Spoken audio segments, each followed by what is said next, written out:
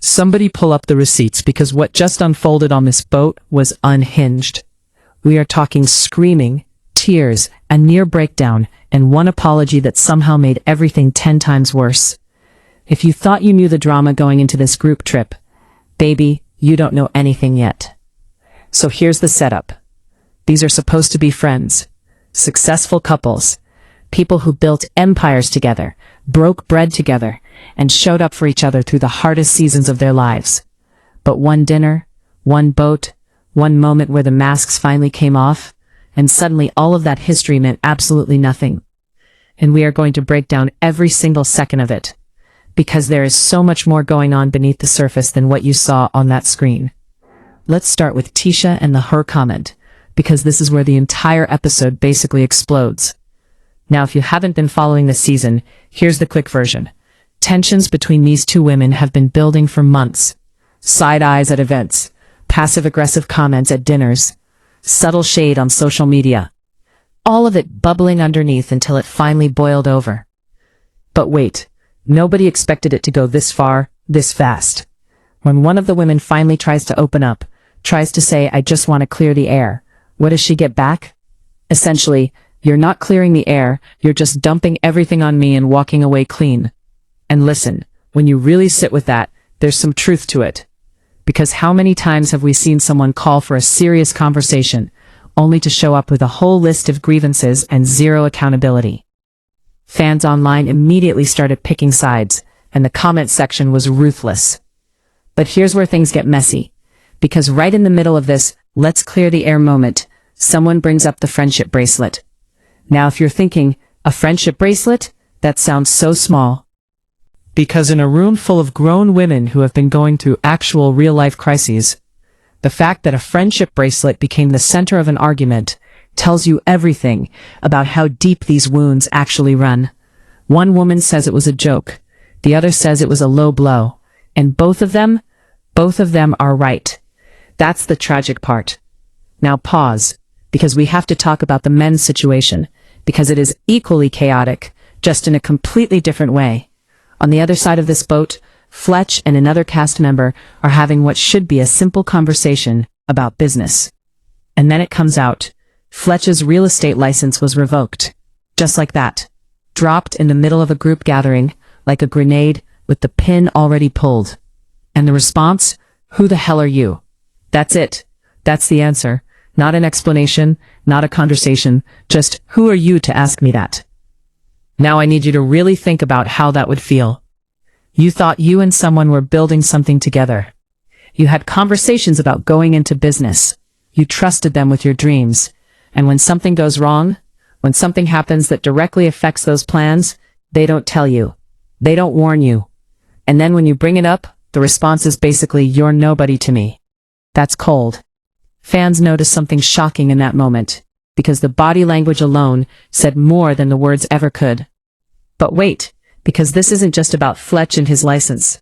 This is about a much bigger pattern that's been playing out all season, because once one person points out that Fletch started a hotel project, started a house project, started multiple new ventures, and never once picked up the phone to loop them in, suddenly the whole "it was just a conversation" defense falls completely apart.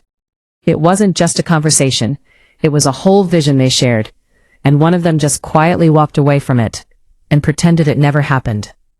And that kind of betrayal hits different. It shows up in silence. Now here's the part that actually surprised people.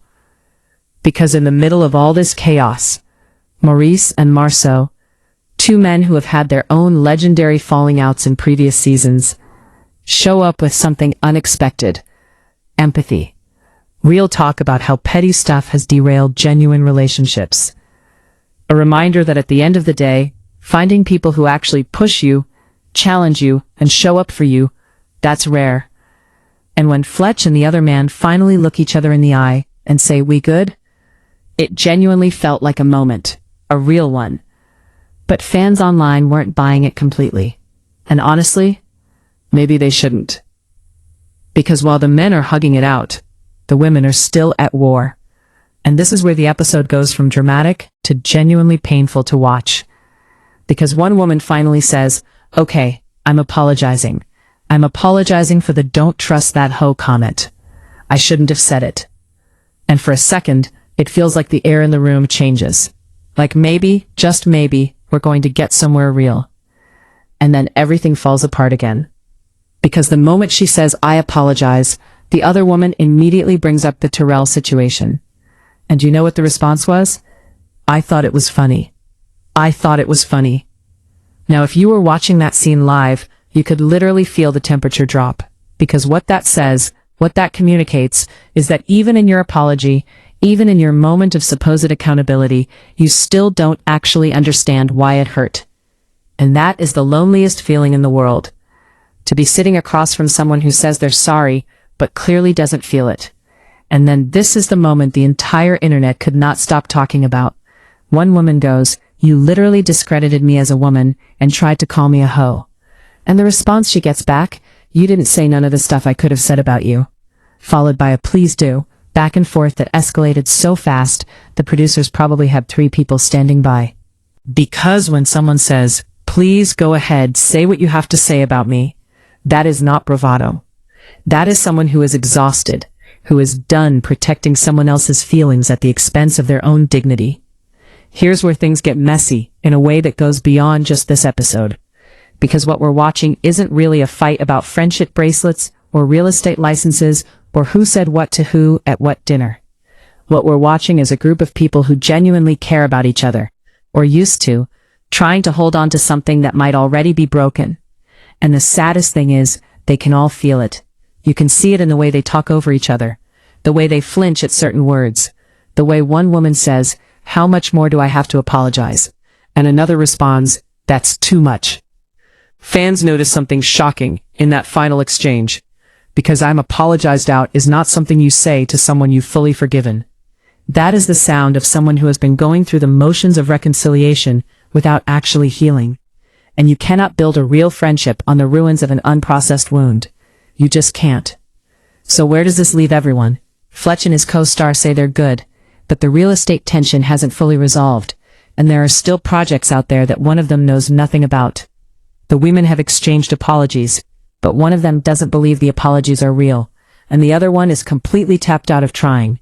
And somewhere in the middle of all of this, there are real relationships, real businesses, and real lives that are hanging in the balance. Here's the question nobody wants to ask out loud. Is it actually possible to come back from this? Because some things, once said, they live in a person. They don't leave. The "don't trust that hoe" doesn't go away just because someone said sorry on a boat. The "who the heck are you" doesn't disappear because 2 men shook hands. Wounds like that go underground, and then they show up again later, in a different argument, in a different season, wearing a different face. And if history on this show tells us anything, it's that the drama is never really over. It just goes quiet for a little while, before it comes back louder than ever. Now I want to know what you think, because this episode genuinely had people split down the middle. Some people are riding for the woman who said, "I'm apologized out," because at some point enough is enough. Other people think she still owes more accountability than she's giving. Some fans think Fletch handled that whole license situation terribly. Others think, mind your business, that's his personal life. Drop your take in the comments right now because I am reading every single one. And if you think this episode was wild, just wait, because based on what's been teased for the rest of this season, we haven't even gotten to the part that really breaks everyone apart. Make sure you're subscribed and the notification bell is on, because when that episode drops, you are going to want to be here from the very first second.